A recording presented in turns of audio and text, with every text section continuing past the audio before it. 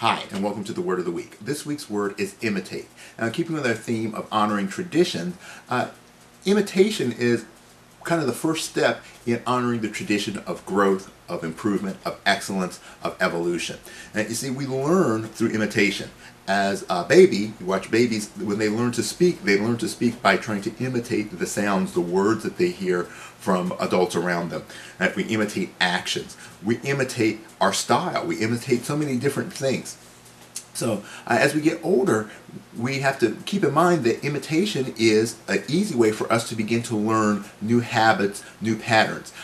One of the definitions of imitate is to follow as a pattern, to model as a model or as an example. So as we think about our learning process, it's really important that we do use this natural skill to imitate, right? To find people who have achieved the things that we want to achieve, people who exemplify the characteristics we want to exemplify, and use our ability to look at what they do, learn about what they do, and to imitate some of those actions, imitate some of the habits that they've developed.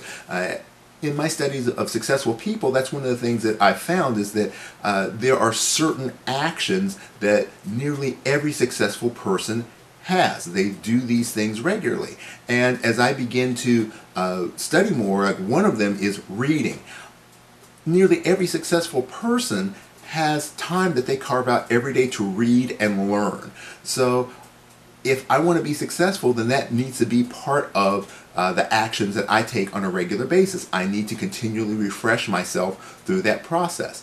So finding the proper role models become very important, because you can imitate someone who's going to get you closer to what you want to be and what you need to be, or you can imitate the actions of someone who's going to keep you from becoming what you want or what you need out of your life. So choosing the right example is important. Imitate the right actions and the right habits.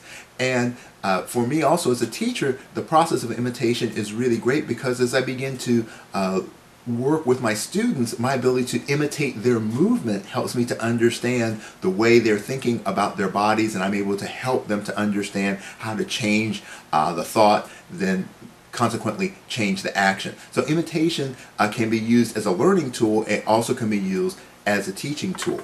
And the important thing though is that imitation is just the first step. So just acting like someone, just doing their habits, doing those sort of things is not going to help you to become like that person, to achieve the level of success that person has achieved. It's going to take work, and it's going to take some time, and it's going to take some energy. And we're going to talk about the next couple of steps that you need to take to go from beyond imitation to really achieving growth and evolution and enlightenment. So I hope that you'll stick around and come back next week, and we will talk about the next phase in this process of honoring the traditions of growth, improvement, evolution, and we'll see you then.